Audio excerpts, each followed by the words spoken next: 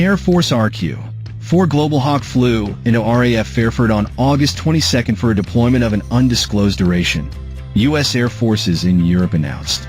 The deployment, the first for a Global Hawk to the United Kingdom, will practice aspects of the Agile Combat Employment model, the command said. The intelligence, surveillance, and reconnaissance drone will conduct operations through international and allied airspace in accordance with international norms and standards, USAFE said in a release.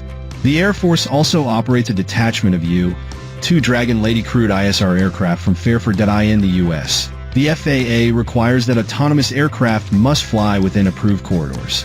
An Air Force official said the UK's counterpart entity, the Civilian Aviation Authority, established such a corridor for an uncrewed aircraft like the Global Hawk earlier this year. Global Hawk flights from Fairford will likely be timed for nighttime hours to minimize the impact on civilian air traffic in the vicinity, as the aircraft climbs to or descends from its 50,000-foot operating altitude, the official said. The RQ-4 deployed from Sigonella Naval Air Station on the Italian island of Sicily and followed a circuitous route to Fairford, which took it over Finland, Norway, and Sweden. NATO operates 5 RQ-4D Phoenix aircraft from Sigonella. The NATO aircraft are equipped with the Multi-Platform Radar Technology Insertion Program, MPRTIP, and synthetic aperture radar ground surveillance radars. The Air Force's RQ-4 Block 40, the last variant still in service, also employs the MPRTIP for ground surveillance. It can also track cruise missiles.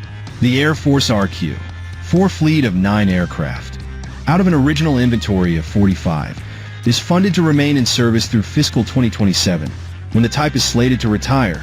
The deployment is also part of USAFE's efforts to diversify operating locations and enhance integration with NATO allies, the command said in a press release. Agile Combat Employment will come into play as the aircraft is dispersed from typical operating locations to alternate airfields to enhance survivability, USAFE said though. It could not immediately be reached to explain how ACE will be practiced with the Global Hawk or how much of a support contingent is needed for the aircraft. The 501st Combat Support Wing at Fairford has supported other recent deployments, such as a B-52 Bomber Task Force which operated from the base earlier this year.